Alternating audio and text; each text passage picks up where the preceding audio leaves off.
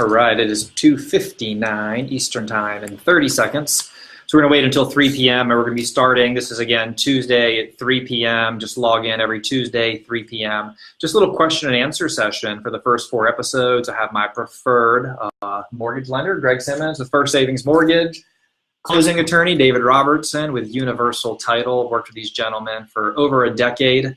And happy to get any of your questions answered. We do apologize. Our Wi-Fi crashed last week halfway through the session, and David was telling us a story about someone that tried to cheat the system and sell their house twice in 2 days, and why it's important to work with a good closing attorney. So what happened? Let me bring it a little closer, by the way, little guys. Yeah, sure. Camera. I can't remember where exactly I cut off last week, but just real quickly, seller came to our office, signed papers, sell his home. Everything looked fine. Nothing looked out of the ordinary. Same day, right after he signed with us, he went to a different title company to try to sell the home to a different buyer. Double dipping. Double dipping. That's right. There's a lot of money involved. Sometimes people do funny things. So we went forward and just as our normal speed, we try to move money and papers around as fast as we can. We got the deed on record at the courthouse a few minutes before the other deed. In Virginia, whoever records a deed first is the one that's got the what's called the superior interest. That means that they win. And in this case, the buyer that closed with us, they got the home, and the other buyers, they ended up with a lawsuit. And I don't know the result. I don't know if they found the seller or what. If he's in jail now. But in any event, that was a real story. And so what do you call it? So Virginia's called a race to the courthouse day. Literally, right. Whoever gets there first. That's right. Yeah. And sold a lot of houses together, help people buy and sell, and there's never been an issue. So David's pretty fast. He races to the courthouse. Yeah, that's pretty right. well.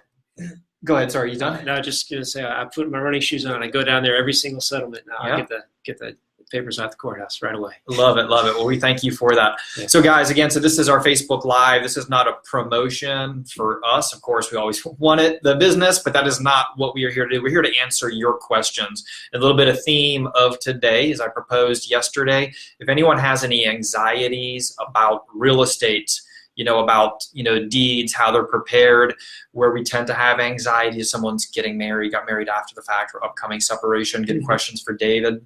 Now for Greg, I was just speaking with a client and a dear friend of mine about 15 minutes ago, and she's going to be purchasing soon on a VA loan. So if you have questions about VA loans can be a lot of fun. Hey, what's going on, Christina? Larissa's joining us from Iraq. I know Larissa wants to be buying a house here before too long, and she's talked to Greg, getting pre-qualified. Bring us your questions. VA can be a lot of fun because you can actually use a VA loan in proper circumstances, and Greg can explain this. You can actually pay off your car with a VA loan. You can actually pay off credit card debt when you buy. And until we get some questions from some people, we need to chat a little bit about that because it's just kind of fun to hear. Sure. Yeah, the VA loan program is extremely flexible in terms of what they allow seller contributions to go towards. Much more than Fannie Mae or So hold on. So Donna just joined. Donna, we're talking about VA loans right now because I mentioned I was just with you, and you're potentially buying with a VA. So he's talking about some of the fun things you can do with a VA loan. Sure.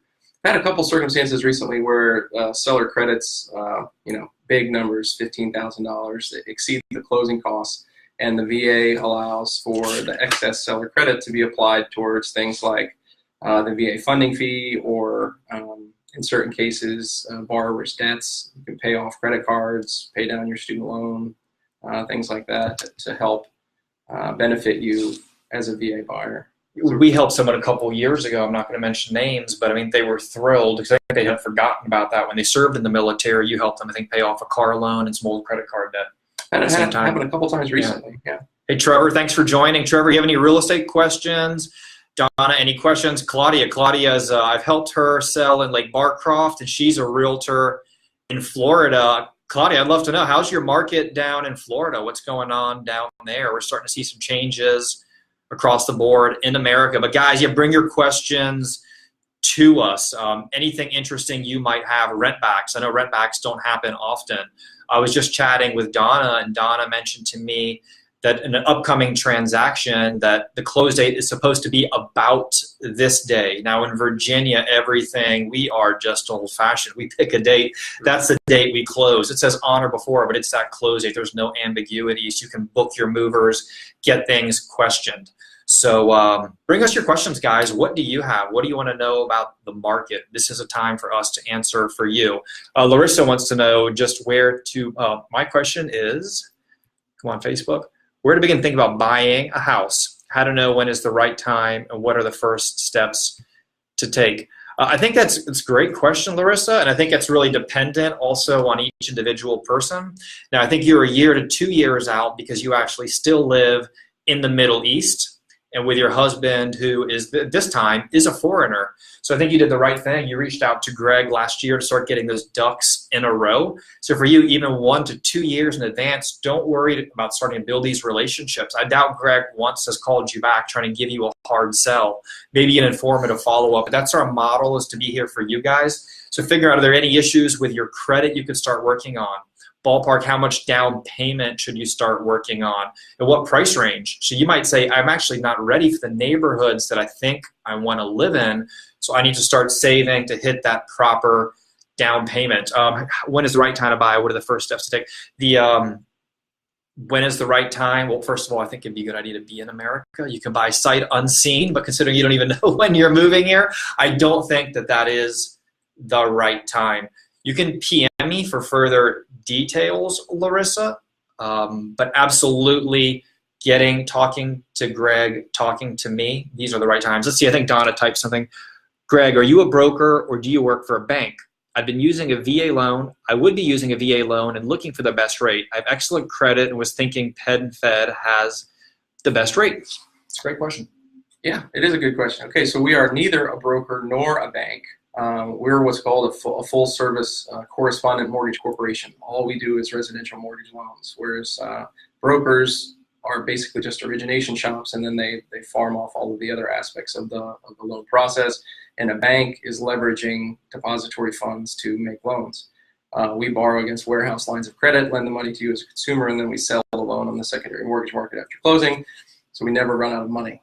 We only do one thing, residential mortgage transactions, which means that we don't have our hands in other things like banks do, personal bank accounts, business bank accounts, credit cards, car loans, et cetera, et cetera.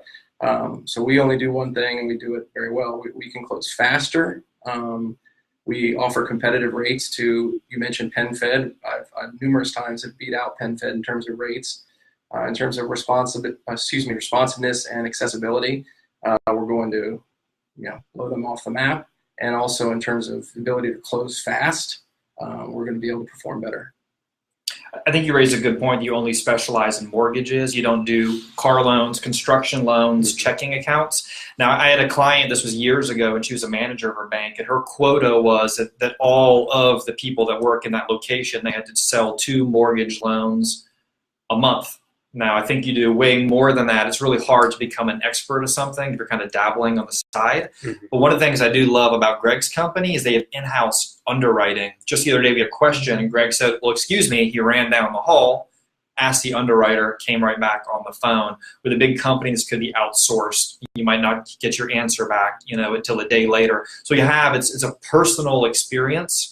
Most of my clients, and I'm seeing some of you logging in here now, you've used Greg before, and they're at the point where Greg is now your friend. You don't come to me being like, what was that lender's name again? You're going straight to him for the refinances. And guys, this doesn't cost you any more to have a mortgage consultant rather than someone selling you a loan. Why don't you have him on your speed dial on your phone? Good person to have. Well, that's a good point. We are a VA delegated lender, which means we have VA underwriters on staff. We close the loans in our name, and then the VA guarantees them. And actually, I heard something earlier today. I don't think it was Donna. Is somebody was saying, is it going to hurt them to buy with a VA loan? And I said, absolutely not. In fact, Greg, I think you said it's your favorite loan to do, right? Oh yeah, it's the best mortgage program that exists. Period. In my opinion, the rates are better than conventional loans. You don't have monthly mortgage insurance, and up to $679,650. You can do 100% financing in the in the Washington metro area. So it's a fantastic loan program. And if the sales price exceeds that amount, you can still use a VA loan. Just there will be a down payment associated, and I can help you figure out what that amount would be. Yeah, the VA loan programs are awesome. Guys, we love these questions. Please keep throwing them at us. Donna, any other questions? Larissa, was I specific enough? Claudia, thanks for the love, and I hope you're realtoring really well down there in Florida. We miss you here in Lake Barcroft. Does anyone have any questions about title for David Robertson? He kind of tends to be the quiet guy, but he's also one of the guys in the background doing a lot of the legwork to make sure that once you get the house, it actually stays your house and that there's going to be no funny business. To put it mildly, he's an important part of the team. Absolutely. Until there's a question for me, I've got another story to tell. We'd love one, yeah. Sure. This is from someone, Mike, you might remember. I worked with someone named Denise Brown. She was my settlement processor for a while, story, yeah. Way back when. But she bought a home in Woodbridge, townhouse. 4 months later, she got a letter from a bank. They said, hey, we've got a loan on your property that's in default. We're going to foreclose. And she, of course, was shocked. How could this be? I just bought the home. It turns out the seller had a second mortgage on the property that was misrecorded at the courthouse. It's hard to find something that's recorded, yeah. It is. I don't know how the folks at the courthouse messed it up, but it was somehow misindexed. So when the title search is done to get ready for a settlement, the search can only find what's correctly recorded at the time the search is done, of course. So this title search didn't find the second mortgage. The seller also must have forgotten to mention this other mortgage to us as well. Must have had a faulty memory. So, of course, sold the home, went to closing, stopped paying the mortgage. That's when it went to default. Denise Brown bought title insurance. And this is what every homeowner really needs to consider. It's important. The lender makes you buy, every commercial lender makes you buy title insurance for their protection, for these kinds of things. Owner's title insurance, while it's technically optional, it's a very good idea. And this is exactly why. Her title policy paid off the mortgage. That's what it's for. So for her, it was done. Now, she could have sued the guy and got him to pay, maybe. She was given 30 days to pay off that loan, or she was going to go into foreclosure.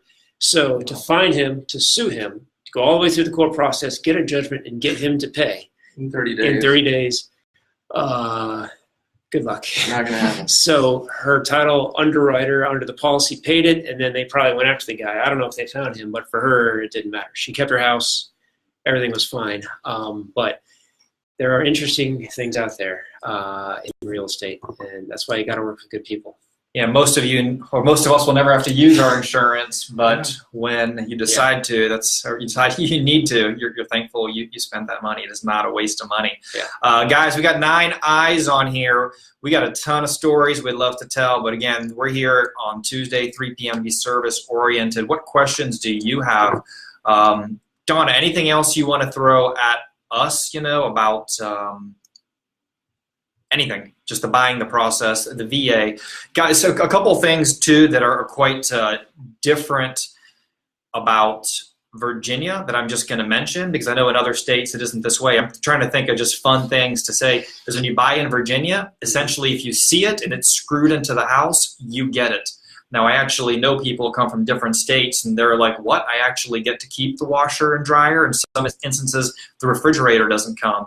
Now, I want to let you guys, there's a question if you want to just screen that, and I'm going to finish my story. Guys, I spent a lot of time in Europe, in Holland, and Germany.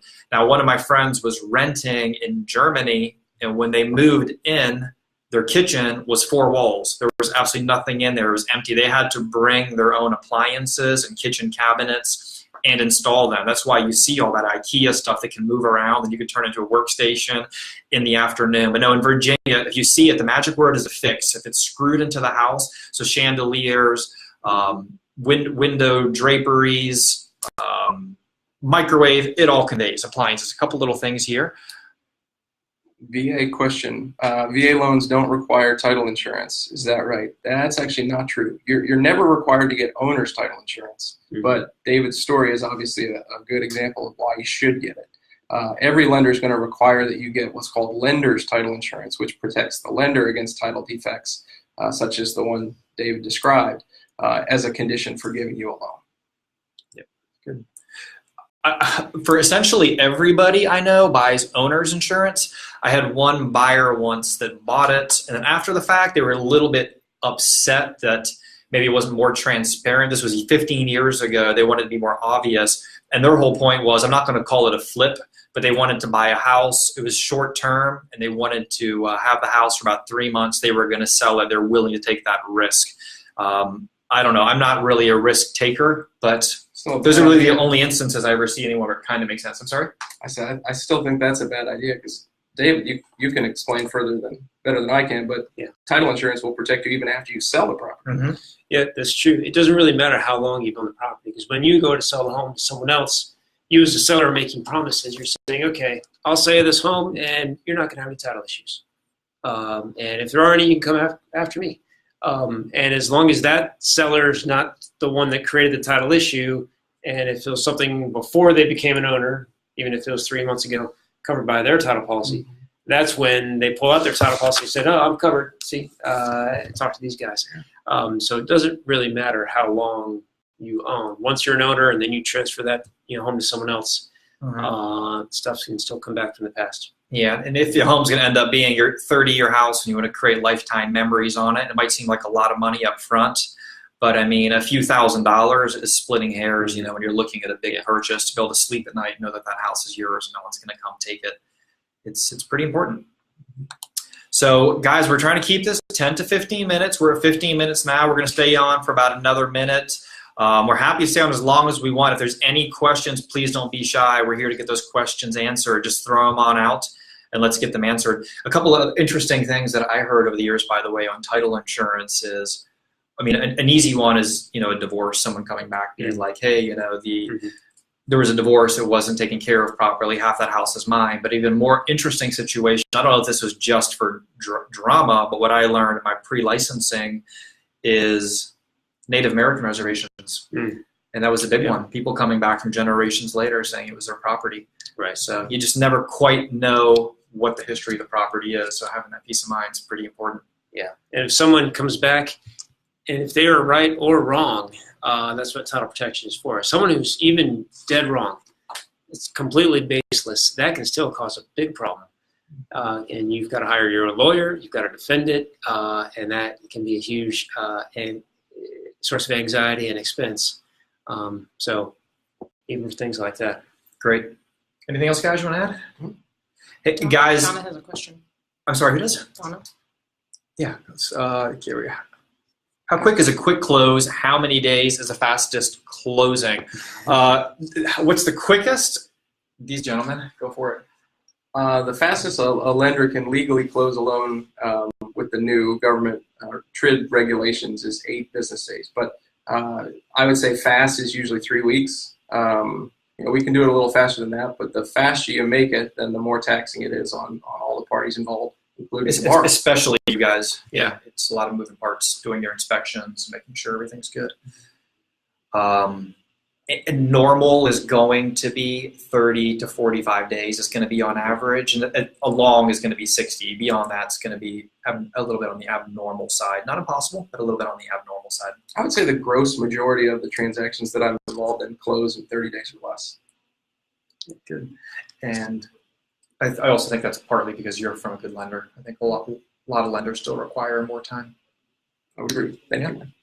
Sure. Guys, if you have any questions or possibly anything that you find to be of a private nature that you don't want to put here, you could always PM myself, David, or Greg. If you need their emails, just go ahead and message me. Happy to pass that along to you. We always respect everyone's privacy. And thanks so much for joining us. See you next Tuesday, 3 p.m. Okay. Right. Thanks. See you guys. Thanks, guys. Bye-bye. Okay.